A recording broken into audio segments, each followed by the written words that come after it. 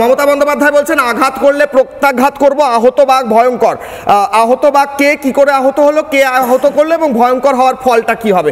অব্র, দেখুন কিশোরয়, আপনি বাঘ নিয়ে এত বড় বড় প্রশ্ন করলেন। আমি তো বাঘ বিশেষজ্ঞ নই, কিন্তু একটু বলার চেষ্টা করব।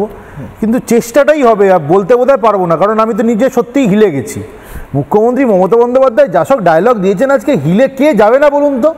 আমি তো অনেক দিন আগে থেকেই যখন বিভিন্ন জিনিস দেখছিলাম হিলেছিলাম, তারপর আজকে ওনার ডায়লগ শুনে পুরোপুরি হিলে গেছি। আমি হিলে গেছিলাম সেই দিন যেদিন দেখেছিলাম ভবানীপুর ওনার পাড়ায় পাঁচটা ওয়ার্ডে মুখ্যমন্ত্রী মমতা বন্দ্যোপাধ্যায়ের দল হেরে গেছিল। আমি তো হিলে গেছিলাম, এটা হলো কি করে ভাই? এরা নাকি বিশ্বজয় করার কথা বলে, আন্তর্জাতিক খ্যাতিসম্পন্ন দল নাকি। আমি তো হিলে গেলাম এই তো 1-2 দিন আগে, দেখি পার্থ চট্টোপাধ্যায়ের পা চাটা একটা অধ্যাপক, মানে পা চেটে চাকরি পেয়েছে, সে বিএলও যে ইলেকশন কমিশনের অফিসের বাইরে বসে বসে আন্দোলন করছে। আমি সেদিনও হিলে গেছিলাম।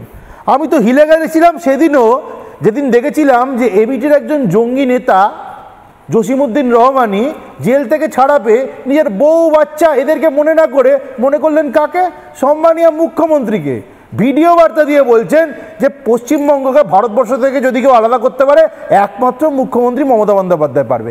এসব দেখে তো হিলে গেছিলাম। আর খালি কি তাই, আমি তো জন্মের পরে কিছু বছর বাদে হিলে গেছিলাম ওই দিনটায় যেদিন মুখ্যমন্ত্রী মমতা বন্দ্যোপাধ্যায় শুধু একজন এমপি ছিলেন। 2005 সালের কথা বলছি, বয়স অনেক কম ছিল। আমাদের পার্লামেন্টের ফ্লোরে দাঁড়িয়ে মুখ্যমন্ত্রী মমতা বন্দ্যোপাধ্যায় বলেছিলেন যে আমাদের রাজ্যে নাকি 1 কোটি অনুপ্রবেশকারী আছে। তারপর দেখতে দেখতে সময় পেরিয়ে গেল, আর আজকে তিনি মুখ্যমন্ত্রী আজকে বলছেন রসগোল্লা নাকি অনুপ্রবেশকারী আছে। মানে 1 কোটি অনুপ্রবেশকারী উনি নিজে 20 বছর আগে বলেছিলেন, 20 বছরের মধ্যে উনি বলছেন একটাও নেই, সব ভোটার কার্ড আধার কার্ড জালি নাকি তৃণমূল বানিয়ে দিয়েছে। মহান কাজ, হিলে তো যা বল।